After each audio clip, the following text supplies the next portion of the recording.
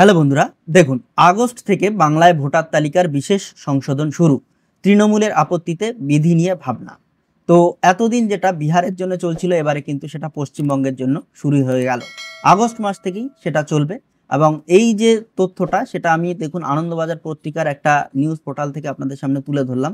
অর্থাৎ আগস্ট মাস থেকেই পশ্চিমবঙ্গের জন্য ভোটার কার্ড যাচাইকরণ বলুন বা ভোটার তালিকার বিশেষ যাচাইকরণ বলুন, যেটা বিহারের জন্য চলছিল এবারে কিন্তু পশ্চিমবঙ্গের জন্য চালু হয়ে গেল।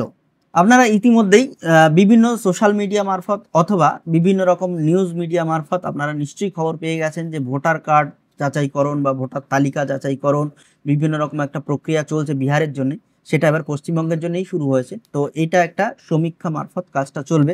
তো এই সমীক্ষাটা যখন চলবে তখন আপনাদের করণীয় কি, আপনাদের কি কি কাগজপত্র জোগাড় করে রাখতে হবে, বা এই সমীক্ষা চলার সময় আপনাদের ভয়ের কোনো কারণ আছে কি না, বা এই সমীক্ষাটা কেনই বা হচ্ছে, কারা এই সমীক্ষার মধ্যে পড়বেন বা কারা এই সমীক্ষার তার বাইরে পড়বে, বিস্তারিত এই ভিডিওর মাধ্যমে আলোচনা করব। এবং এই সমীক্ষাটা কত তারিখ থেকে কত তারিখের মধ্যে চলবে, এই সমীক্ষায় অংশগ্রহণ না করলে কি বিপদে পড়তে পারেন, বিস্তারিত আলোচনা করব এই ভিডিওর মাধ্যমে। সুতরাং স্কিপ না করে সম্পূর্ণ ভিডিওটা দেখুন, আশা করছি আপনাদের বুঝতে কোনো অসুবিধা হবে না। তো ভিডিও শুরু করার আগে আপনাদের কাছে একটাই রিকোয়েস্ট, ভিডিও ভালো লাগলে লাইক করবেন, চ্যানেলে প্রথম হলে চ্যানেলটা সাবস্ক্রাইব করবেন। তো চলুন শুরু করা যাক আজকের ভিডিও।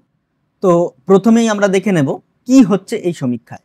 নির্বাচন কমিশন এবার পশ্চিমবঙ্গে শুরু করেছে এক বৃহৎ যাচাই প্রক্রিয়া, যেটাকে বলা হচ্ছে স্পেশাল ইন্টেন্সিভ রিভিশন অথবা SIR।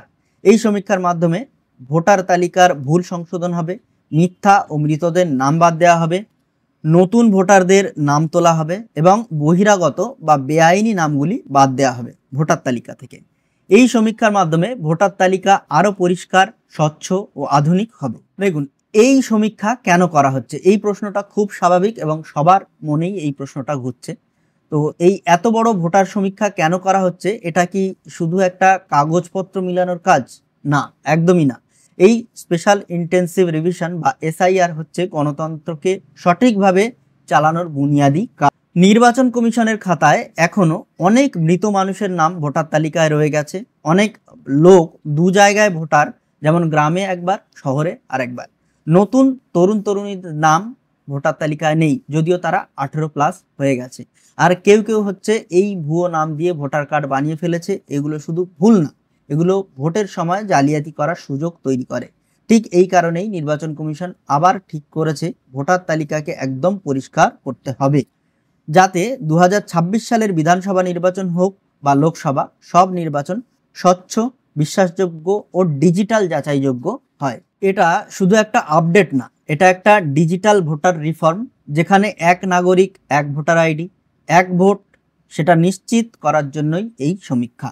অর্থাৎ এই সমীক্ষাটা কেন চলছে বিস্তারিত এই প্রতিবেদনের মাধ্যমে আপনারা নিশ্চয়ই বুঝতে পেরেছেন। এবারে আসি এর পরপর স্টেপগুলোতে। দেখুন সময়সীমা ও ধাপ, অর্থাৎ এই যে সমীক্ষার এই সময়সীমা ও ধাপ, কতটা ধাপে চলবে এবং কি সময়সীমা আছে। এই পুরো প্রক্রিয়াটি 3টি ধাপে চলবে। প্রথমে জুলাই 2025 থেকে শুরু হচ্ছে BLO বা বুথ লেভেল অফিসারদের বাড়ি বাড়ি গিয়ে যাচাই।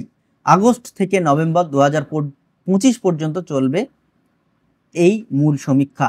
ডিসেম্বর 2025, জানুয়ারি 2026 ভোটার তালিকার চূড়ান্ত খসড়া প্রকাশ ও আপডেট। অর্থাৎ আপনাদের এই যে সমীক্ষাটা চলবে, এটা জুলাই মাসে 2025 তারিখ থেকে BLOরা প্রত্যেকের বাড়ি বাড়ি গিয়ে যাচাইকরণ শুরু করবেন এবং এর যে মূল সমীক্ষা শুরু হবে আগস্ট থেকে নভেম্বর পর্যন্ত চলবে। আর জুলাই মাসে যেটা হবে সেটা হচ্ছে BLOরা অনেক অর্ডার কপি পাবেন, তারা BLO অ্যাপয়েন্ট করবেন, এই সমস্ত পদে তাদের অফিসিয়াল প্রসেস চলবে এবং আগস্ট মাস থেকে বাড়ি বাড়ি গিয়ে এই কাজগুলো চলবে। এবং ডিসেম্বর 2025 থেকে জানুয়ারি 2026 এই সময়সীমার মধ্যে একটা চূড়ান্ত ভোটার তালিকা প্রকাশ করা হবে।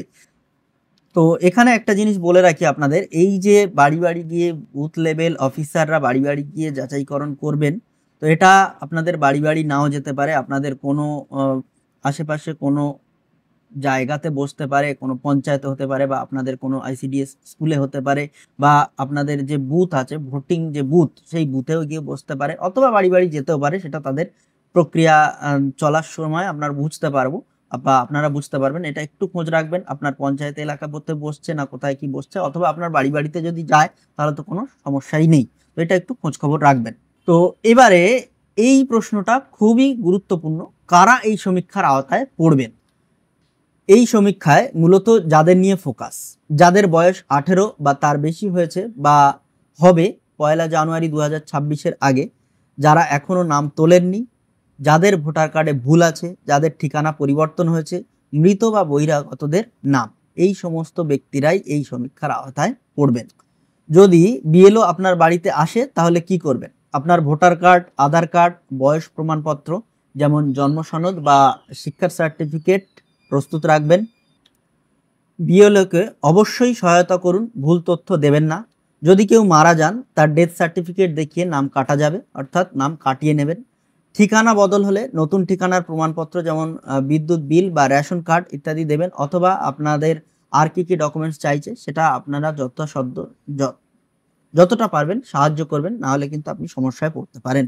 আর এই সমস্ত প্রক্রিয়া যেটা সমস্ত বিএলও দ্বারা চলবে, সেটা আপনি অনলাইনের মাধ্যমেও করতে পারবেন, ভোটার হেল্পলাইন অ্যাপ দিয়ে, অথবা নির্বাচন কমিশনের যে অফিসিয়াল ওয়েবসাইট আছে এই ওয়েবসাইটে গিয়ে নতুন ভোটার নাম তোলার জন্য, নাম বাদ দেওয়ার জন্য, সংশোধনের জন্য এগুলো আপনি করতে পারেন অনলাইনের মাধ্যমে। আর এই সমস্ত কাজ করার সময় যদি আপনি কোনো ভুল তথ্য দেন বা যারা এই সমীক্ষার আওতায় পড়ছেন অথচ এই সমীক্ষায় নাম অংশগ্রহণ করছেন না, তাহলে কিন্তু তাদের নাম ভোটার তালিকা থেকে বাদ যাবে, অথবা ভোটার কার্ড বাতিল হয়ে যাবে। অর্থাৎ আপনারা যারা এই আওতায় পড়ছেন, অংশগ্রহণ করার মতন, তারা অবশ্যই এই অংশগ্রহণ করবেন এবং যথাযথ সাহায্য করবেন বিএলও অফিসারদের। দেখুন, রাজনৈতিক ও সামাজিক গুরুত্ব কি হচ্ছে। রাজনৈতিকভাবে এই সমীক্ষা ভুয়ো ভোট, অবৈধ নাম এবং ছায়া ভোটারদের নির্মূল করবে। সামাজিকভাবে তরুণ প্রজন্মের ভোটারদের অন্তর্ভুক্তি নিশ্চিত হবে। প্রযুক্তিগতভাবে এক ব্যক্তি এক ভোটার আইডি সিস্টেমের দিকে দেশ আরও এক ধাপ এগিয়ে যাবে।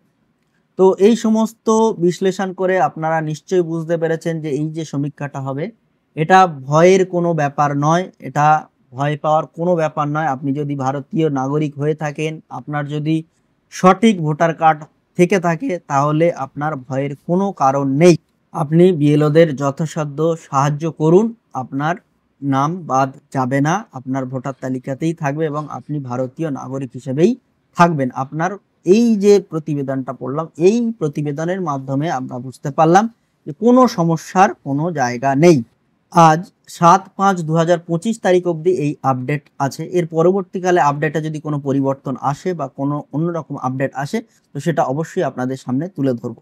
তো আজ তারিখ অবধি কোনো সমস্যা আমার চোখে পড়েনি। আপনাদের চোখে যদি কোনো সমস্যা পড়ে থাকে বা কোনো ভয়ের কিছু হয়ে থাকে, অবশ্যই কমেন্ট বক্সে লিখবেন, আমি আপনাদের যথাসাধ্য সাহায্য করার চেষ্টা করব। তো আজ এই ভিডিওটা এই পর্যন্ত ছিল। যাদের ভিডিও ভালো লেগেছে, ইনফরমেটিভ বলে মনে হচ্ছে, তারা অবশ্যই ভিডিওটা লাইক করবেন, কমেন্ট করবেন এবং বন্ধুদের কাছে প্রচুর শেয়ার করবেন। তো দেখা হচ্ছে আগামী ভিডিওতে। টাটা।